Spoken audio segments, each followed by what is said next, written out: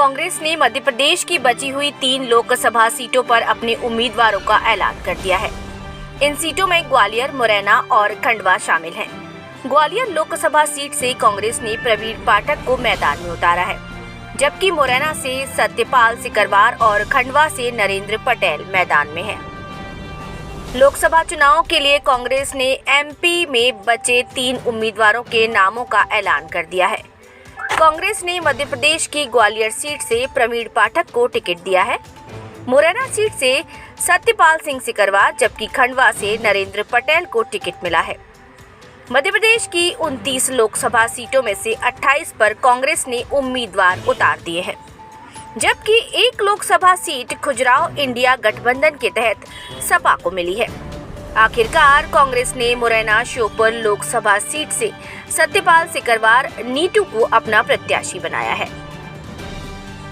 सत्यपाल सिकरवार पहले भी सुमावली विधानसभा क्षेत्र से भाजपा से विधायक रह चुके हैं, लेकिन 2020 के विधानसभा उपचुनाव में उन्हें भाजपा ने निष्कासित कर दिया था।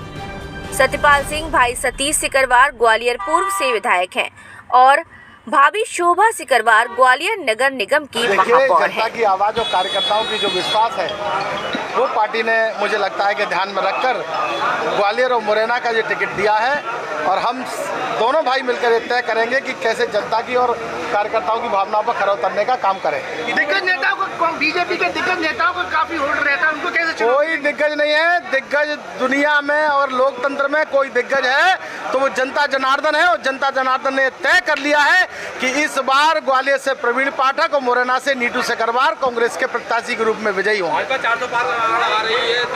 भाजपा के तो कुछ लोग 600 पार का भी नारा लगाएंगे कि झूठ बोलते बोलते ये भूल जाते हैं कि लोकसभा की कितनी सीटें हैं। मुझे लगता है वो 600 पार का भी नारा दे देंगे। मुद्दे क्या रहेंगे इस बार? आपके मुद्दे क्या रहेंगे? देखिए, मेरा व्यक्तिगत जो मुद्दा है वो रहने वाला है कि कैसे हम छात्रों के लिए अधिक से अधिक काम कर पाएं, क्योंकि मैं छात्र राजनीति से निकलकर ही इस राजनीति तक पहुंचा हूं। कैसे युवाओं के लिए अधिक से अधिक हम काम कर पाएं, ये हमारे मुख्य मुद्दे रहने वाले हैं। हर चुनाव में जंग छोटा हो चाहे बड़ा, कोई चुनाव जंग नहीं है। जनता जब चुनाव लड़ती है तो वो चुनाव जंग की तरह दिखाई देता है, और मैं विश्वास के साथ कह सकता हूं कि मुरैना, ग्वालियर और भिंड ये चुनाव जंग की तरह ही आपको दिखाई देने वाला है। कह रहा है कि इस बार चुनाव जो है चुनौती से नहीं पनौती से, तो ये कहें इसके बारे में क्या कहेंगे? देखिए, कोई पनौती बनौती नहीं है, कोई चुनौती नहीं है। जनता ही सबसे बड़ी तय करने वाली है, और इस लोकसभा में ग्वालियर और मुरैना भिंड में तय कर लेगी कौन चुनौती है और कौन पनौती है। सरकार किसकी बननी है इस बार? सरकार की क्या लगता है आपको? देखिए,